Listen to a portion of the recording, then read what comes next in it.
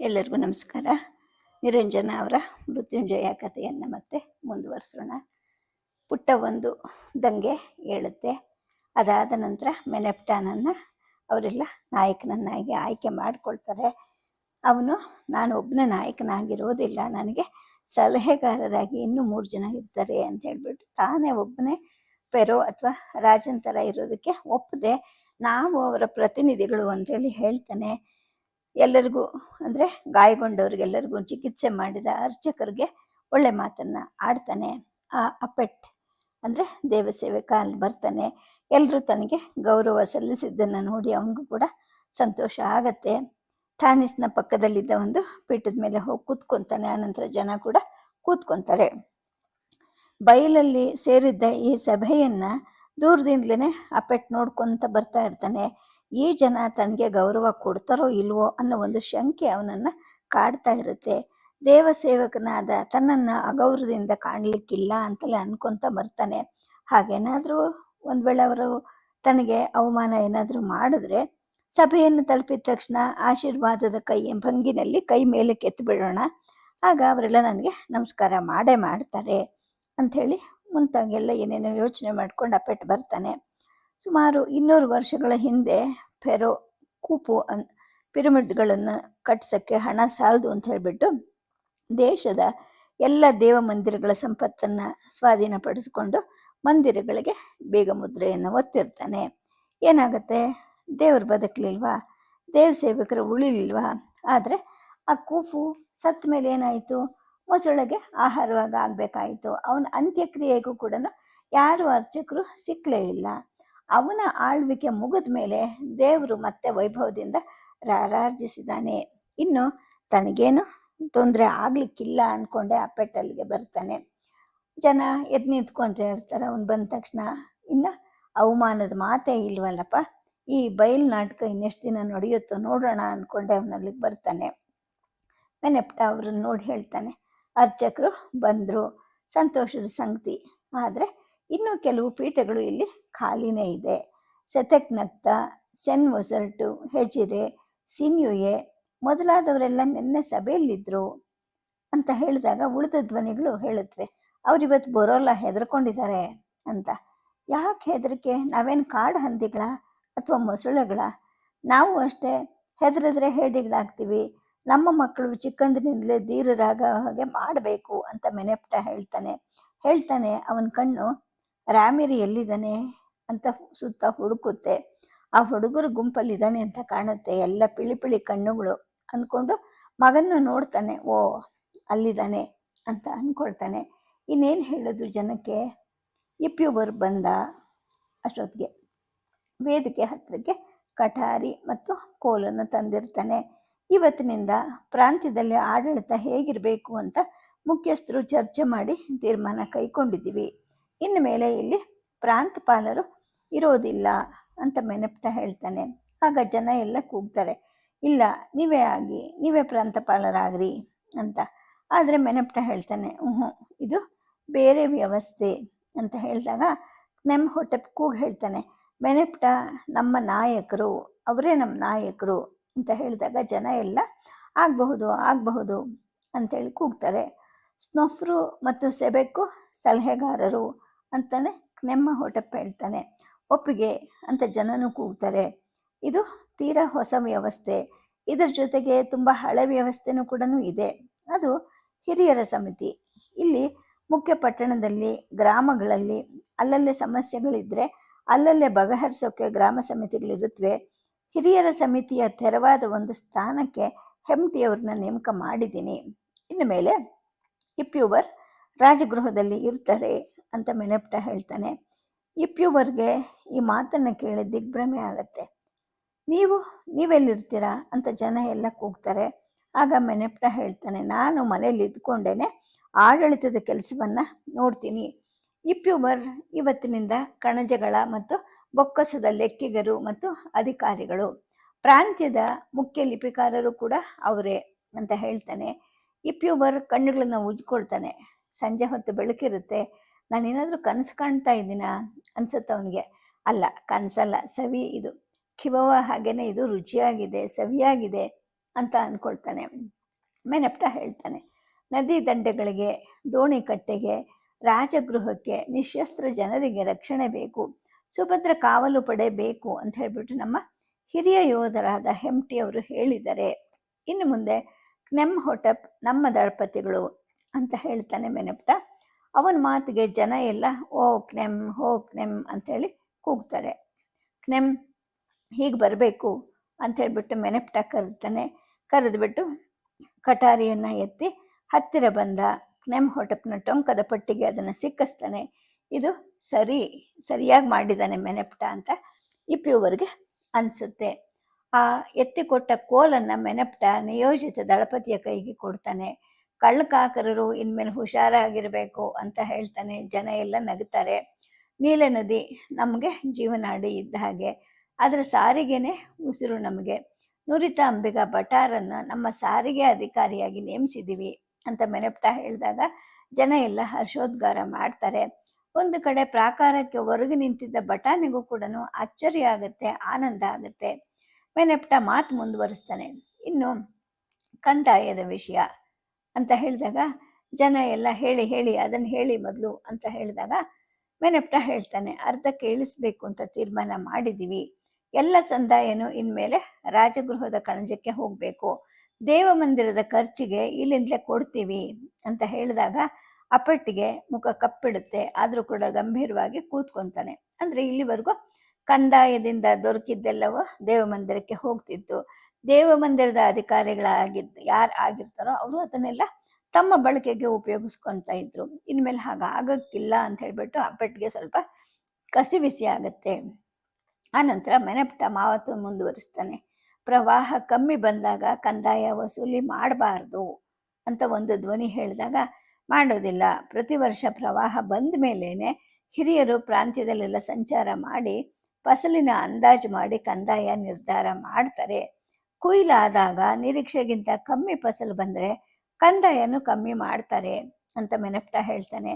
ಜನರಿಂದ ಓ ಮೆನಪ್ಟ, ಓ ನಾಯಕ ಮೆನಪ್ಟ ಅಂತ ಹೇಳಿಬಿಟ್ಟು ಜಯಕಾರ ಶುರುವಾಗುತ್ತೆ. ಆ ಕಲರವ ನಿಂತಾಗ ಒಬ್ಬ ಗಂಡಸು ಹೇಳ್ತಾನೆ, ಮನೆಗೆ ಹಿತ್ತಲಿಗೆ ನೀರು ಬೇಕಲ್ಲ ಅಂತ ಹೇಳಿದಾಗ ಮೆನಪ್ಟ ಹೇಳ್ತಾನೆ, ಖಂಡಿತ ಕೊಡ್ತೀವಿ. ಹೂಳು ತೆಗೆದುಬಿಟ್ಟು ಕಾಲುವೆಯನ್ನು ಆಳ ಮಾಡ್ತೀವಿ, ಶಾಡೋಪ್ಗಳನ್ನು ದುರಸ್ತಿ ಮಾಡ್ತೀವಿ, ನಾಳೆಯಿಂದಲೇ ಕೆಲಸ ಪ್ರಾರಂಭ ಆಗುತ್ತೆ ಅಂತ ಅಂದಾಗ ಇದು ಬೇಕೇ ಬೇಕು ಅನ್ನೋ ಒಂದು ಸಲಹೆ ಕೊಟ್ಟಿದ್ದ ತಬಾಬುವಾಗೆ ತುಂಬ ಸಂತೋಷ ಆಗುತ್ತೆ. ಅವಳು ಚಪ್ಪಾಳೆ ತೊಡ್ತಾಳೆ. ಉಳಿದ ಜನನೂ ಕೂಡ ಅವಳನ್ನು ಅನುಕರಿಸ್ತಾರೆ. ಇನ್ನೂ ಏನಾದರೂ ಉಂಟಾ ಅಂತ ಮೆನಪ್ಟ ಕೇಳಿದಾಗ ಇಪ್ಯುವರ್ ಮೆಲ್ಲಗೆ ಹೇಳ್ತಾನೆ, ರಾಜಗೃಹದ ಸೇವಕರು ನಿಮಗೆ ಒಂದು ಮನವಿ ಸಲ್ಲಿಸ್ಬೇಕಂತೆ ಅಂತ ಹೇಳಿದಾಗ ಮನವಿನ ಆಗಲಿ ಕರೀರಿ ಅಂದ್ಬಿಟ್ಟು ಮೆನಪ್ಟ ಹೇಳ್ತಾನೆ. ಸುಮಾರು 18-20 ಸೇವಕರು ಸೇವಿಕೆಯರು ಬರ್ತಾರೆ. ವೇದಿಕೆ ಎದುರುಗಡೆ ನಿಂತು ತಲೆಬಾಗ್ತಾರೆ. ಸ್ನೊಫ್ರು ಸೆಬೆಕ್ಕು ಜೊತೆಗೆ ಮೆನಪ್ಟ ಏನೋ ಪಿಸುಗುಟ್ಕೊತಾನೆ. ಮೌನವಾಗಿ ನಿಂತ ಆ ಜನರನ್ನು ಉದ್ದೇಶಿಸಿ ಮೆನಪ್ಟ ಹೇಳ್ತಾನೆ, ಮಾತಾಡಿ ಅಂತ ಹೇಳಿದಾಗ ಅವ್ರು ಮತ್ತು ಏನೂ ಮಾತಾಡದೆ ಮೌನವಾಗಿ ನಿಂತಿರ್ತಾರೆ. ಆಗ ಇಪ್ಪಿಯವರು ಹೇಳ್ತಾನೆ, ಪ್ರಾಂತ್ಯಪಾಲರ ಸೇವೆ ಮಾಡಿದ ಹಾಗೆ ಇವರು ನಿಮ್ಮ ಸೇವೆನೂ ಮಾಡ್ತಾರಂತೆ ಅಂತ ಅಂದಾಗ ಮೆನಪ್ಟ ಗಂಭೀರವಾಗಿ ಹೇಳ್ತಾನೆ, ಹೊಸ ವ್ಯವಸ್ಥೆಯಲ್ಲಿ ದಾಸಿಯರು ಅಂತ ಇಲ್ಲ, ಎಲ್ಲರೂ ಮುಕ್ತರೇನೆ, ಎಲ್ಲರೂ ವಿಮುಕ್ತರಾದಂತಹ ದುಡಿಮೆಗಾರರು. ರಾಜಗೃಹದ ಉದ್ಯೋಗಿಗಳಿಗೆ ಮುಂದೇನೂ ಕೆಲಸ ಇರುತ್ತೆ, ಆದರೆ ಭೋಜನ ಮಂದಿರದ ದಾಸಿಯರ ಅಗತ್ಯ ಇಲ್ಲ, ಅವರು ಸ್ವತಂತ್ರರು, ಹೋಗಬಹುದು ಅಂತ ಹೇಳ್ಬಿಟ್ಟು ಮೆನಪ್ಟ ಹೇಳ್ತಾನೆ. ದಾದಿಯರು 6 ಜನ ಇರ್ತಾರೆ. ಅವರು ಬಿಕ್ಕಿ ಬಿಕ್ಕಿ ಅಳಲಿಕ್ಕೆ ಪ್ರಾರಂಭ ಮಾಡ್ತಾರೆ. ಆಗ ಕ್ನೆಮ್ಹೊಟೆಪ್ ಸುಮ್ಮನಿರಿ ಅಂತ ಅವ್ರನ್ನೆಲ್ಲ ನೋಡಿ ಗದರ್ತಾನೆ. ಇಪ್ಯುವರ್ ಹೇಳ್ತಾನೆ, ಅಳಬೇಡಿ ನೀವೆಲ್ಲ ಅಂತ ಹೇಳ್ಬಿಟ್ಟು, ನೆಫರುರ ನೀನು ಮಾತಾಡು ಅಂಥೇಳಿ ಹೇಳ್ತಾನೆ. ಈ ನೆಫರುರ ಅಲ್ಲಿದ್ದ ದಾಸಿಯರಲ್ಲಿ ಒಬ್ಬಳು. ಸಂಜೆ ಆಗ್ತಾ ಬಂದಿರುತ್ತೆ. ಸ್ತಬ್ಧತೆಯಲ್ಲಿ ದಾಸಿಯರ ಅಳು ಮಾತ್ರ ಕೇಳಿಸ್ತಾ ಇರುತ್ತೆ. ಅವರು ತಮ್ಮ ತಮ್ಮ ಕೈ ಬೆರಳುಗಳಿಂದ ಕಣ್ಣೀರನ್ನು ಒರೆಸ್ಕೊಳ್ತಾರೆ. ಈ ನೆಫರುರ ಆ ದಾಸಿಯರಲ್ಲೆಲ್ಲ ಅತ್ಯಂತ ಸುಂದರಿ. ಆಕೆ ಹೇಳ್ತಾಳೆ, ಅಣ್ಣ, ಈ ದಾಸಿಯರಿಗೆ ನಾನು ಮುಖ್ಯಸ್ಥೆ. ವಿಷಯ ಇಷ್ಟೇ ಅಣ್ಣ, ಹಿರಿಯರಿಗೆಲ್ಲ ಗೊತ್ತಿರೋ ಹಾಗೆ ಐಗುಪ್ತದ ಸ್ತ್ರೀಯರಿಗೆ ಇರೋ ಉದ್ಯೋಗಗಳು ಅಂದರೆ ಬರೀ 4 ದೇವಸೇವಿಕೆ ಆಗೋದು, ಸೂಲಗಿತ್ತಿ ಆಗೋದು, ಶೋಕಸ್ತ್ರೀ ಆಗೋದು ಅಥವಾ ನರ್ತಕಿ ಆಗೋದು. ಹಂದಿ ಮುಸುಡಿಗೆ ಬಂಗಾರದ ಉಂಗುರ ಹಾಕಿ ಏನು ಪ್ರಯೋಜನ? ಹಾಗೆ ವಿವೇಚನೆ ಇಲ್ಲದ ಸುರದ್ರೂಪಿಣಿ ಅವಸ್ಥೆಯ ಕೂಡ ಅಷ್ಟೇನೆ. ನೀವೇ ಹೇಳಿ, ನಮಗೇನು ಕೆಲಸ ಕೊಡ್ತಾರೆ? ರಾಜಗೃಹದಲ್ಲಿ ಇರೋಕ್ಕೆ ಅಣ್ಣ ಅವರು ನಮಗೆ ಅವಕಾಶ ಕೊಟ್ಟಿದ್ರೆ ಚೆನ್ನಾಗಿರ್ತಿತ್ತು ಅಂತ ಹೇಳ್ತಾಳೆ. ಅವಳ ಮಾತು ಸುಸಂಬದ್ಧವಾಗಿ ಇರೋದಿಲ್ಲ, ಆದರೆ ಅವಳ ಕಂಠ ಇಂಪಾಗಿರುತ್ತೆ. ಪದಗಳನ್ನು ಕೂಡ ಮೋಹಕವಾಗಿ ಜೋಡಿಸಿ ಮಾತಾಡ್ತಾಳೆ. ಅಲ್ಲಿದ್ದ ಮೌನವನ್ನು ಮುರಿದು ಅನೇಕ ಮೆಚ್ಚುಗೆಯ ಉದ್ಗಾರಗಳು ಅಲ್ಲಿ ಬರುತ್ತೆ. ನೆಫರುರ ಅನ್ನೋದು ಎಷ್ಟು ಚೆನ್ನಾಗಿರೋ ಹೆಸರು ಅಂತ ಮೆನಪಟ ಮನಸ್ಸಲ್ಲಿ ಅಂದ್ಕೊಳ್ತಾನೆ. ಅವನು ಹೇಳ್ತಾನೆ, ನೆಫರುರ, ಇನ್ನು ರಾಜಗೃಹದಲ್ಲಿ ಔತಣ, ನರ್ತನ, ಹಾಡುಗಾರಿಕೆ ಇವೆಲ್ಲ ಏನೂ ಇರೋದಿಲ್ಲ. ದಾಸಿಯರಿಗೆ ಇಲ್ಲಿ ಕೆಲಸನೂ ಇರೋದಿಲ್ಲ. ನೀವೀಗ ಯಾರ ಸೊತ್ತು ಅಲ್ಲ, ಸ್ವತಂತ್ರರು. ನೀವು ಮದುವೆ ಮಾಡ್ಕೋಬಹುದು, ದುಡಿದು ಸಂಪಾದಿಸಬಹುದು, ಇಲ್ಲಿರೋ ಸ್ತ್ರೀಯರ ಹಾಗೆ ತಲೆ ಎತ್ತಿ ನಡಿಬಹುದು. ಏನಾದರೂ ಏರ್ಪಾಟ್ ಆಗೋವರೆಗೂ ನಿಮಗೆ ರಾಜಗೃಹದ ಕಣಜದಿಂದ ಧನಧಾನ್ಯ ಸಂಪತ್ತು ಎಲ್ಲ ಸಿಕ್ಕತ್ತೆ. ಅಳೋದ್ರ ಬದಲು ನೀವು ಸಂತೋಷ ಪಡಬೇಕು ಅಂಥೇಳಿ ಹೇಳ್ತಾನೆ. ಅಂದರೆ ಮೊದಲಿನ ವ್ಯವಸ್ಥೆಯಲ್ಲಿ ಈ ಹೆಣ್ಣು ಮಕ್ಕಳು ಆ ಒಂದು ಕೆಲಸದ ಜೊತೆಗೆ, ಅಂದರೆ ಅಡುಗೆ ಕೆಲಸ, ಬಡಿಸೋದು, ಇದೆಲ್ಲದರ ಜೊತೆಗೆ ಅಲ್ಲಿಗೆ ಬರ್ತಕ್ಕಂತಹ ಅತಿಥಿಗಳಿಗೆ ಅವರು ರಾತ್ರಿಯ ಸಂಗಾತಿಗಳು ಕೂಡ ಆಗಬೇಕಾಗಿರುತ್ತೆ. ಇದೆಲ್ಲ ಮೆನೆಪ್ಟಾಗೋ ಗೊತ್ತಿರುತ್ತೆ. ಅವನು ಅದಕ್ಕೆ ಒಪ್ಪದೆ, ಇನ್ಮೇಲೆ ಇವರನ್ನೆಲ್ಲರೂ ಸ್ವತಂತ್ರರಾಗಿ ಬಾಳ್ರಿ, ನೀವು ಕೂಡ ಮದುವೆ ಮಾಡ್ಕೊಳ್ಳಿ, ಸುಖವಾಗಿರಿ ಅಂತ ಕೂಡ ಅವ್ರಿಗೆಲ್ಲ ಹೇಳ್ತಾನೆ. ಅವನ ಮಾತಿಗೆ ಸಭೆಯಲ್ಲಿದ್ದವರೆಲ್ಲರೂ ಒಪ್ಕೊತಾರೆ. ಹೌದು ಹೌದು ಅಂತ ಕೂಡ ಹೇಳ್ತಾರೆ. ಕವಡೆಯ ಕಂಠಾಭರಣಗಳಿಂದ ನೆಫರುರಳ ಕುತ್ತಿಗೆ ಅಲಂಕಾರವಾಗಿರುತ್ತೆ. ಅವಳು ವೇದಿಕೆಗೂ ಸಭೆಗೂ ತಲೆಬಾಗಿ ವಂದಿಸ್ತಾಳೆ. ಆಗ ಆ ಕವಡೆಗಳ ಕಂಠಾಭರಣ ಮೆಲುವಾಗಿ ಸದ್ದು ಮಾಡುತ್ತೆ. ಅವಳು ಮಾಡಿದ ಹಾಗೆ ಇತರ ವಿಮುಕ್ತ ದಾಸಿಯರು ಕೂಡ ಸಭೆಗೆ ನಮಸ್ಕಾರ ಮಾಡ್ತಾರೆ. ಸಭೆಯನ್ನು ಉದ್ದೇಶಿಸಿ ಮೆನೆಪ್ಟ ಹೇಳ್ತಾನೆ, ಸದ್ಯಕ್ಕೆ ಇಷ್ಟೇನೆ, ನೀವೆಲ್ಲ ಇನ್ನು ಮನೆಗೆ ಹೋಗಬಹುದು ಅಂತೇಳಿ ಹೇಳ್ತಾನೆ. ವೇದಿಕೆ ಬರಿದಾಗತ್ತೆ, ಆದರೆ ಜನ ಕದಲೋದಿಲ್ಲ. ಸ್ನೊಫ್ರು, ಸೆಬೆಕು ಮತ್ತು ಹಿರಿಯರನ್ನು ಕರ್ಕೊಂಡು ಮೆನೆಪ್ಟ ರಾಜಗೃಹದ ಒಳಗೆ ನಡೀತಾನೆ. ಬಯಲಲ್ಲಿದ್ದ ಜನರು ಕೂಡ ಅವರನ್ನು ಹಿಂಬಾಲಿಸೋಕ್ಕೆ ಅಂತ ಪ್ರಯತ್ನಿಸ್ತಾರೆ. ಶಿಸ್ತಾಗಿರಿ ಅಂತ ಕ್ನೆಮ್ಹೊಟೆಪ್ ಕೂಗಾಡ್ತಾನೆ. ಆಗ ಮೆನೆಪ್ಟ ಹೇಳ್ತಾನೆ, ನೋಡಿ, ಇದು ಅವರದೇ ಭವನ, ಸಣ್ಣ ಸಣ್ಣ ತಂಡಗಳಾಗಿ ಒಳಗಡೆಗೆ ಬಂದು ಎಲ್ಲರೂ ನೋಡಿ ಹೋಗಲಿ ಅಂತ ಹೇಳ್ತಾನೆ. ಆಗ ಕ್ನೆಮ್ಮ ದ್ವಾರದಲ್ಲಿ ನಿಂತ್ಕೊತಾನೆ. 50 ಹಾಗೆ ಜನ ಒಳಗೆ ಬನ್ನಿ ಅಂತ ಹೇಳ್ತಾನೆ. ಏಕೆಂದರೆ ಅಲ್ಲಿವರೆಗೂ ಯಾರು ಕೂಡ ಆ ರಾಜಗೃಹವನ್ನು ಒಳಗಡೆ ನೋಡಿರೋದಿಲ್ಲ. ರಾಜಗೃಹದ ದೀಪಗಳನ್ನು ಹಚ್ತಾರೆ. ಒಂದನ್ನು ಮಹಾದ್ವಾರದ ಹೊರಗಡೆಗೆ, ಇನ್ನೊಂದನ್ನು ಅಲಂಕೃತವಾಗಿದ್ದ ನೆಡುಗುಂಬದ ಹತ್ರನೂ ಇಡ್ತಾರೆ. ಜನರ ಜೊತೆಗೆ ನೆಫಿಸ್ಸು, ನೆಜಮೊಟ್ಟು ಮತ್ತು ತಬಬುವ ತನ್ನ ಮಗಳ ಜೊತೆಗೆ ಎಲ್ಲರೂ ಒಳಗಡೆಗೆ ಬರ್ತಾರೆ. ಮೆನೆಪ್ಟ ತನ್ನನ್ನು ಬಿಗಿದಿದ್ದ ಕಂಬವನ್ನು ಒಂದ್ಸಲ ನೋಡ್ತಾನೆ, ನಸುನಗ್ತಾನೆ. ತನಗೂ ಕೂಡ ಅಪರಿಚಿತವಾಗಿದ್ದ ಆ ಮಹಡಿಯನ್ನು ನೋಡಲಿಕ್ಕೆ ಅಂತ ಮೇಲೆ ಹತ್ತು ಹೋಗ್ತಾನೆ. ಅಲ್ಲಿ ಮೊದಲು ಪ್ರಾಂತ್ಯಪಾಲನಾಗಿದ್ದಂತಹ ಗೇಬುವಿನ ಹೆಂಡತಿ ಮತ್ತು ಅವನ ಮಕ್ಕಳು ವಾಸ ಮಾಡ್ತಿದ್ದಂತಹ ಕೊಠಡಿಗಳಿರುತ್ತವೆ. ಒಂದರಲ್ಲಿ ಅಲಂಕರಣ ಮತ್ತಿತರ ಸಾಮಗ್ರಿಗಳ ಪೆಟ್ಟಿಗೆಗಳು ಕೂಡ ಇರುತ್ತೆ. ಆ ಪೆಟ್ಟಿಗೆಗಳಲ್ಲಿ ಆಭರಣಗಳು ಇರಬಹುದು ಅಂತ ಇಪ್ಯೂವರ್ ಹೇಳ್ತಾನೆ. ಆಗ ಮೆನೆಪ್ಟ ಅವ್ರಿಗೆಲ್ಲ ನಿರ್ದೇಶನ ಕೊಡ್ತಾನೆ. ನೋಡಿ, ಈಗಲೇ ಅವರವರ ಸಾಮಾನುಗಳನ್ನೆಲ್ಲ ಒಂದೆರಡು ಪೆಟಾರಿಗಳಲ್ಲಿಟ್ಟು ಭದ್ರಪಡಿಸಿ ಈ ಕೊಠಡಿಯ ಬಾಗಿಲನ್ನ ಎಳ್ಕೊಂಡು ಮುದ್ದೆ ಒತ್ತಿ, ಒಂದು ಸಾಮಾನು ಅಲ್ಲಿಂದ ಸರಿಬಾರ್ದು ಅಂತ ಹೇಳಿದಾಗ ಆಗಲಿ ಅಂತ ಹೇಳ್ಬಿಟ್ಟು ಇಪ್ಯೂವರ್ ಆ ಕೊಠಡಿಯ ಬಾಗಿಲನ್ನು ಎಳ್ಕೊಂಡು ಬೀಗದ ಮುದ್ರೆ ಹಾಕೋಕ್ಕೋಸ್ಕರ ಆವೆ ಮಣ್ಣನ್ನು ತರಕ್ಕೆ ಹೋಗ್ತಾನೆ. ಇನ್ನು ರಾಮೆರಿಪ್ಟ ತನ್ನ ತಂದೆ ಕಂದಾಯದ ಅಧಿಕಾರಿಯನ್ನು ಉದ್ದೇಶಿಸಿ ಮಾತನಾಡಿದ್ದ ಸ್ಥಳವನ್ನು, ತನ್ನ ತಂದೆಯನ್ನು ಬಿಗಿದು ಕಟ್ಟಿದ್ದ ಕಂಬವನ್ನು ಕೂಡ ತಾಯಿಗೂ ಮತ್ತು ಆಕೆ ಜೊತೆಯಲ್ಲಿ ಇದ್ದವ್ರಿಗೂ ಕೂಡ ತೋರಿಸ್ತಾನೆ. ಮಹಡಿಯ ಮುಖಮಂಟಪದ ಚಾಪೆಯ ಪರದೆಗಳನ್ನು ಸುರುಳಿ ಸುತ್ತಿ ಮೇಲಕ್ಕೆ ಕಟ್ಟಿರ್ತಾರೆ. ಮೆನೆಪ್ಟ ಹಿಂದೆನೇ ಜನರ ತಂಡ ಇರುತ್ತೆ. ಆ ಜನರಲ್ಲಿ ಒಬ್ಬ ಹೇಳ್ತಾನೆ, ನಾವು ಅಲ್ಲಿ ಹೋರಾಡ್ತಾ ಇದ್ದಾಗ ಇದೇ ಚಾಪೆ ಹಿಂದೆನೇ ಟೆಹುಟಿ ಮತ್ತು ದೇವು ಬಚ್ಚಿಟ್ಕೊಂಡು ನಮ್ಮನ್ನೆಲ್ಲ ನೋಡ್ತಾ ಇದ್ರು ಅಂಥೇಳಿ ಹೇಳ್ತಾನೆ. ಈಗ ಆ ಬಯಲಲ್ಲಿದ್ದಿದ್ದು ಹಬ್ಬದ ವಾತಾವರಣ. ಜನ ಗುಂಪು ಗುಂಪಾಗಿ ನಿಂತಿರ್ತಾರೆ, ತಮ್ಮೊಳಗೆ ನಗುತ್ತಾ ಮಾತಾಡ್ತಿರ್ತಾರೆ. ತಾವು ವಶಪಡಿಸಿಕೊಂಡ ತಮ್ಮದೇ ಊರಿನ ರಾಜಗೃಹವನ್ನು ಹೊಕ್ಕು ನೋಡಲಿಕ್ಕೆ ಅಂದ್ಬಿಟ್ಟು ತಮ್ಮ ಸರದಿಗೋಸ್ಕರ ಕಾಯ್ತಾ ಇರ್ತಾರೆ. ಕೆಳಗಡೆ ಊರಿನ ಹಲವು ಮನೆಗಳಲ್ಲಿ ದೀಪಗಳು ಒಂದೊಂದಾಗಿ ಮೂಡ್ತಾ ಇರುತ್ತವೆ. ಪ್ರಜೆಗಳ ವಿಹಾರಕ್ಕೆ ಅಂತ ರಾಜಧಾನಿಯಲ್ಲಿ ಒಂದು ಉದ್ಯಾನ ನಿರ್ಮಿಸಿರೋದ್ರ ಬಗ್ಗೆ ಬಟ ಹೇಳಿದ್ದನ್ನ ಮೆನಪ್ಟ ಕೇಳಿದ್ದ. ಇಲ್ಲಿಯೂ ಆ ಥರ ಒಂದು ಮಾಡಬೇಕು ಅಂತ ಅಂದ್ಕೊಳ್ತಾನೆ. ರಾಜಗೃಹಕ್ಕೆ ಬರೋ ಬೀದಿಯ ಇಕ್ಕೆಲೆಗಳಲ್ಲಿ ಸಾಲು ಮರಗಳಿರುತ್ತೆ. ಎದುರುಗಡೆ ಜನ ನೆರೆಯೋ ಹತ್ರ ಹೂ ಗಿಡಗಳು ಸುತ್ತುವರಿದ ಹಸಿರು ನೆಲ, ರಾಜಗೃಹದ ಎಡ ಬಲಗಳಲ್ಲಿ ಹಿಂದೆನೂ ಉದ್ಯಾನ. ಈ ಥರ ಎಲ್ಲವನ್ನು ಯೋಚನೆ ಮಾಡ್ಕೊಳ್ತಾನೆ. ಮಹಡಿ ಮೆಟ್ಲುಗಳನ್ನು ಹತ್ಕೊಂತ ನೆಜಮುಟ್ ಮೆಲ್ಗೆ ಗೊಣಕ್ಕೋತಾಳೆ. ಆಹಾ, ಈ ಪ್ಯೂವರು ರಾಜಗೃಹದಲ್ಲಿ ಇರ್ತಾನಂತೆ, ಬೇರೆ ಯಾರು ಇರಲ್ವೇನೋ. ನೀವೇ ಯಾಕೆ ವಾಸ ಮಾಡಬಾರ್ದು? ಅಥವಾ ನಾವು ವಾಸ ಮಾಡಬಹುದಲ್ಲ? ನೀನಿಷ್ಟು ಮೆತ್ತಗಿರೋದು ಸರಿಯಲ್ಲ ನೆಫಿಸ್ ಅಂತೇಳಿ ಹೇಳ್ತಾಳೆ. ಈ ಮಾತು ಇನ್ಯಾರ್ಗನ ಕೇಳುತ್ತೇನೋ ಅಂತ ನೆಫಿಸ್ ಗಾಬರಿಯಿಂದ ಅರ್ಥ ನೋಡ್ತಾಳೆ. ಸುಮ್ಮನಿರು ನೆಜ್ಮೆಟ್, ಮಾತಾಡಬೇಡ ಅಂತಾಳೆ. ನೆಜ್ಮುಟ್ಗೆ ಆ ಪ್ರಾಂತ್ಯಪಾಲರ ಮಂಡಳಿಯ ಕೊಠಡಿಯನ್ನು ನೋಡೋಕ್ಕೆ ಆಸೆ ಇರುತ್ತೆ. ಆದರೆ ಈ ಪ್ಯೂವರಲ್ಲಾಗಲೇ ಮುದ್ರೆ ಒತ್ತಿರ್ತಾನೆ. ಅದ್ಯಾಕೆ ಹೀಗೆ ಮಾಡಿದ್ರಿ ಅಂತ ಆಕೆ ಕೇಳ್ತಾಳೆ. ನಾಯಕರು ಆಜ್ಞೆ ಮಾಡಿದ್ರು ಅಂತ ಲಿಪಿಕಾರ ಹೇಳ್ತಾನೆ. ನೆಜ್ಮುಟ್ ಮೂತಿ ತಿರುವಿ ಮೌನವನ್ನು ತಳಿತಾಳೆ. ಮೆನೆಪ್ಟ ಮತ್ತಿತರು ಹೊರಗೆ ಬರೋದನ್ನೇ ಅಪೆಟ್ ಕಾಯ್ತಾ ನಿಂತಿರ್ತಾನೆ. ಮಂದಿರ ಬಿಡೋಕ್ಕೆ ಮುಂಚೆನೆ ಸಿನ್ಮುಹೆಯ ಆಳು ಬಂದಿರ್ತಾನೆ ಅವನನ್ನು ಕರೀಲಿಕ್ಕೆ. ಸ್ವಲ್ಪ ವಾಸಿಯಂತೆ, ಆದರೂ ನೀವು ಬರಬೇಕಂತೆ ಅಂತ ಹೇಳ್ಬಿಟ್ಟು ಸಿನ್ಯುಹೆ ಹೇಳಿ ಕಳಿಸಿರ್ತಾನೆ. ಅಲ್ಲಿಗೆ ಹೋಗಬೇಕು, ರಾತ್ರಿ ಊಟ ಅಲ್ಲೇ ಮುಗಿಸ್ಬೇಕು, ಇಲ್ಲಿ ಸಭೆಯಲ್ಲಿ ಮಾತಾಡೋ ಹಾಗೆ ಅಂತ ನನ್ನ ಕೇಳ್ತಾರೇನೋ ಅಂತ ಹೇಳ್ಬಿಟ್ಟು ಅವನು ಕಾಯ್ತಾ ಇರ್ತಾನೆ. ಆದರೆ ಅವನಿಗೆ ಯಾವುದೇ ಒಂದು ಅವಕಾಶವನ್ನು ಕೊಡದೆ ಆ ಸಭೆ ಮುಕ್ತಾಯ ಆಗಿರುತ್ತೆ. ಮೆನೆಪ್ಟ ಮತ್ತಿತರು ಹೊರಗಡೆ ಬರ್ತಿದ್ದ ಹಾಗೆ ಒಳಗಡೆ ಹೋಗೋಕ್ಕೆ ಇನ್ನೊಂದು ತಂಡ ಸಿದ್ಧವಾಗಿರುತ್ತೆ ರಾಜಗೃಹವನ್ನು ನೋಡಲಿಕ್ಕೆ ಅಂತ ಹೇಳ್ಬಿಟ್ಟು. ಮೆನೆಪ್ಟ ಅರ್ಚಕರು ಇರೋದನ್ನು ನೋಡ್ತಾನೆ. ಅರ್ಚಕರು ಇನ್ನೂ ಇಲ್ಲೇ ಇದ್ದೀರಾ ಅಂತ ಕೇಳಿದಾಗ ಹೇಳಿ ಹೋಗೋಣ ಅಂತ ನಿಂತ್ಕೊಂಡಿದ್ದೀನಿ ಅಂತ ಅಪೆಟ್ ಹೇಳ್ತಾನೆ. ಏನು ತೊಂದರೆ ಇದ್ದರೂ ಕೂಡ ರಾಜಗೃಹಕ್ಕೆ ತಿಳಿಸಿ, ಯಾವ ಸಂಕೋಚನೂ ಪಟ್ಕೋಬೇಡಿ ಅಂತ ಮೆನೆಪ್ಟ ಹೇಳ್ತಾನೆ. ಹಿಂದೆ ಯಾವತ್ತೂ ಇರದೇ ಇದ್ದಂತಹ ಪರಿಸ್ಥಿತಿ ಇದು, ಕಾಲಕ್ರಮೇಣ ಇದೆಲ್ಲ ಸರಿ ಹೋಗಬಹುದು ಅಂತ ಅಪೆಟ್ ಹೇಳ್ತಾನೆ. ಸಂಶಯನೇ ಇಲ್ಲ, ಎಲ್ಲರೂ ಇದಕ್ಕೆ ಹೊಂದ್ಕೊತಾರೆ ಅಂತ ಮೆನೆಪ್ಟ ಹೇಳ್ತಾನೆ.